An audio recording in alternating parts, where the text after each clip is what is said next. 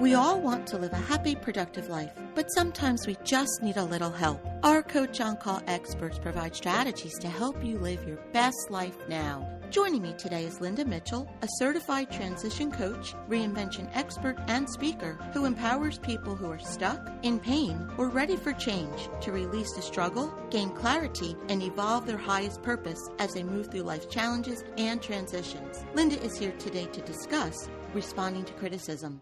Welcome, Linda. Thanks for joining us. Thanks, Joan. It's always a pleasure to be here.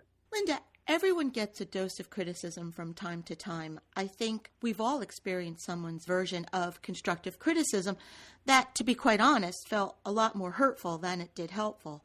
How can we respond in a positive way when this happens? Well, no doubt.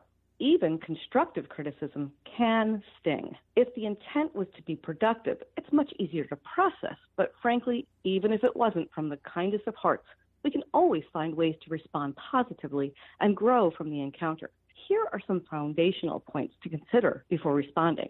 Resist the temptation to counterattack. You know, as humans, we feel before we think. We're just built that way. Unfortunately, this can get us in trouble. Even constructive criticism can be hard to receive, so it can create intense emotions that derail our rational brain. It may feel good at the moment, but if we react with a snarky comeback, we're really just throwing gas on a fire. Instead, focus on the facts, not the feelings the criticism evokes. This gives our rational brain a chance to contribute, which helps the strong emotions subside more quickly. Let's take this a little bit further. If you become defensive, the sender will quickly sense your hurt feelings and likely back off, soften, or even change the message, which then can obscure any beneficial advice they intended to give you. Sometimes the sender really does want to help, but perhaps their delivery just isn't the best. The takeaway is to keep your emotions in check and focus on the facts so you can respond rather than react. Linda, as you said, we feel before we think. So we really have to be conscious and intentional so we can respond versus react. Do you have any suggestions for how we can do this?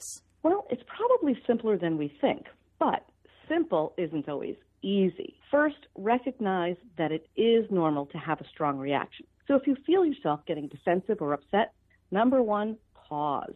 Take a few deep cleansing breaths or do the old counting to 10 practice because it really does work to discourage that knee-jerk reaction.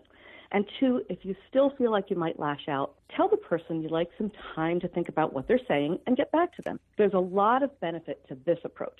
First of all, you remain calm and professional. And second, now you've given yourself the opportunity to learn more about yourself, the situation at hand, and the person delivering the criticism. The simple, but not always easy answer is to remember to pause and breathe and give your rational brain a chance to respond first. It's so easy to allow our insecurities to surface when we receive criticism. How can we accept constructive criticism without allowing it to make us feel bad about ourselves? Great question, because that's often what happens, whether the criticism was intended to be helpful or not. So here's the key. Consider the source. Is the criticism coming from a person whose opinion you value, or is it coming from someone who regularly criticizes others or feels like they know everything? If it's the latter, you can comfortably evaluate their criticism without taking it personally. If it is from someone you respect, examine the content to discern the wisdom of their words. While it's quite valuable, it's often even harder to accept criticism from someone you respect, because even constructive criticism from these sources can diminish your confidence. Resist the temptation to unleash your inner critic or allow it to chime in with choruses of, I knew I wasn't good enough. Instead, remind yourself of your many talents and reframe the criticism as an opportunity to better yourself. We all know it, but beating yourself up gets you nowhere. Is there anything else you suggest we do?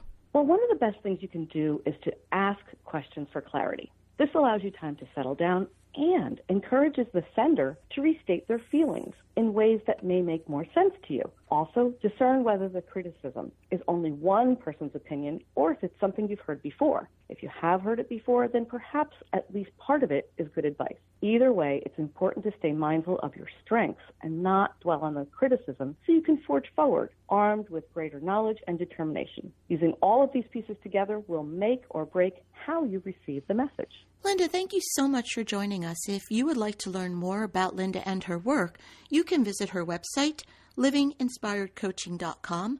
And as always, to hear more great tips from Linda, you can visit our website, cyacyl.com/Linda.